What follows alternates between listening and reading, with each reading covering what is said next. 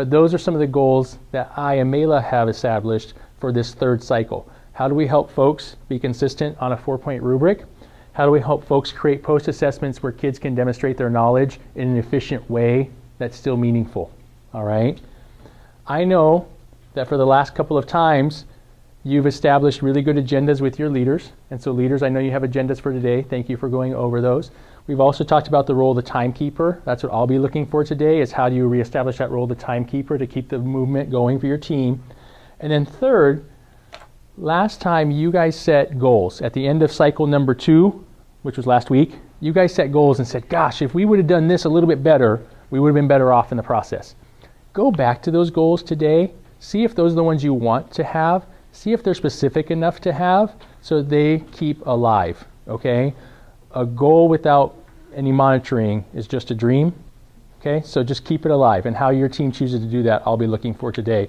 So I'll put that for the third look for that I'm doing today, are what are those goals, and how are you monitoring them over the course of the time today? Questions? Can you give me a thumbs up if you understand the role for today? Nice. Number 1 question. Yep.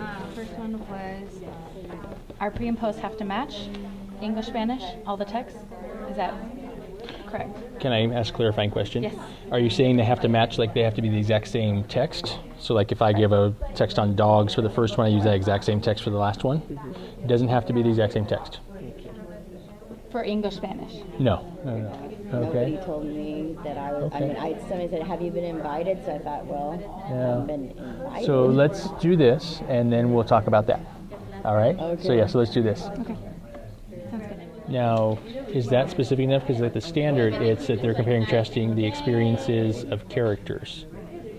So when you say make one comparison and one contrasting, But here it says, we've actually already planned for this. Okay. And we actually want to set it up that they could compare the setting, they could compare characters, they could compare the different experiences. Mm-hmm. And we already have our anchor charts that will have all of that stuff up there for them to compare. Mm-hmm. So are you suggesting that we only focus on the characters? Or I'm saying that the prioritized standard says prompting and support, comparing and contrast the adventures and experiencing of characters. So the adventures of the characters and the experiences of the characters. Mm-hmm.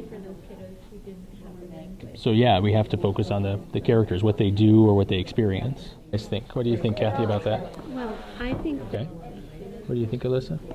I'm kind of torn. I like having them write because I know that's what they're going to have to do in the later years. So I don't think we're taking very many of our kids. What do you think, Kimberly? Do you have a piece of paper? I do. Do a drawing. So, move your water bottle.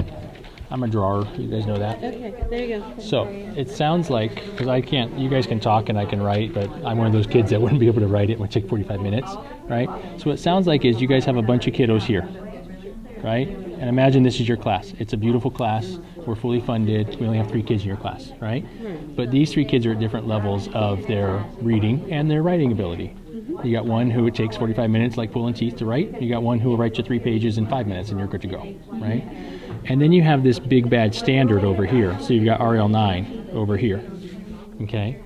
What I hear you guys talking about, what I heard you say, Kathy, was, do we make it so that this kid has a version of RL9 that's kind of at their level, taking into account their specific needs, but that might be different than their version of RL9 and their expectation of RL9 at their level and their needs. Is that correct? Okay. And so what I would say around that is no. Bummer. And here's why. This is the standard. All of these kids have got to access that standard. Yeah, that's what we're looking at for proficient. Until how we Nice. Okay. So that's amazing. Have you thought about, so there's your glow. That's amazing. I love the vertical articulation. Have you thought about going to 2nd grade when they're done to see how yours matches up to theirs? Make sure that theirs is. I know you did. Further or yeah. less. Or The piece where you guys got to be solid and together on is the expectation through your rubric, your pre and post estimates, the dates, the data, that kind of stuff. the instructional piece, if you agree to do something, then you either need to do it, or if you can't, if some kids need different and you find that out as you're going through it, just communicate with your team so that they know that you're going to be slowing it down, speeding it up, doing a little bit different for one group of kids, things like that. I think that's what we're talking about, kind of adjusting, planning for that ahead of time if we can, and then adjusting as Bingo. needed for our kids. Bingo. And how they're responding. Bingo. Yeah. One thing, and I want to make sure I get back to you guys, but one thing for next meeting that I'm going to be looking for specifically from this team is going to be that data.